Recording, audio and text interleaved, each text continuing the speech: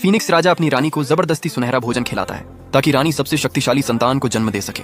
कुछ समय बाद रानी के पेट से एक सुनहरा अंडा बाहर आता है। राजा बहुत खुश हो जाता है। अंडा फूटता है और उसमें से राहुल नाम का एक बच्चा जन्म लेता है। लेकिन बच्चे के सिर पर पीले पंख देखकर राजा बहुत गुस्सा हो जाता है और रानी पर विश्वासघात का आरोप लगाने लगता है। राजा उसे राज्य से निकाल देने का आदेश देता है। रानी की दासी राहुल को एक टूटे हुए घर में छोड़कर चली जाती है। देखते ही देखते राहुल बड़ा हो जाता है। एक दिन उसके दूसरे और चौथे राजकुमार भाई वहाँ आते हैं। वे उसके खाने को लात मारकर गिरा देते हैं। फिर वे राहुल और उसकी माँ का अपमान करने लगते हैं। राहुल सहन नहीं कर पाता। वह छलांग लगाकर दूसरे राजकुमार पर हमला कर देता है और अपने मुंह से उसे काट लेता है। चौथा राजकुमार उसे रोक लेता है। दूसरे राजकुमार के शरीर से खून निकलने लगता है। गुस्से में दूसरा राजकुमार राहुल को बर्फ में जमा देता है और वहाँ से चला जाता है। चौथा राजकुमार भी उसका मजाक उड़ाकर चला जाता है। कुछ दिनों बाद राहुल जंगल में एक घायल लाल रंग की छोटी चिड़िया को देखता है। वह पत्तों के रस से उसकी चोट ठीक कर देता है। चिड़िया ठीक होकर उपहार के रूप में राहुल को एक कीमती लाल पंख देती है और आसमान में उड़ जाती है। अचानक वहाँ काले कपड़े पहने तीसरा राजकुमार अपने सैनिकों के साथ पहुंच जाता है। वह राहुल पर हमला करके उसे दूर फेंक देता है और उसका लाल पंख छीन लेता है। राहुल उससे हाथ जोड़कर अपना पंख वापस मांगता है, लेकिन तीसरा राजकुमार राहुल की छाती पर वार करता है और उसकी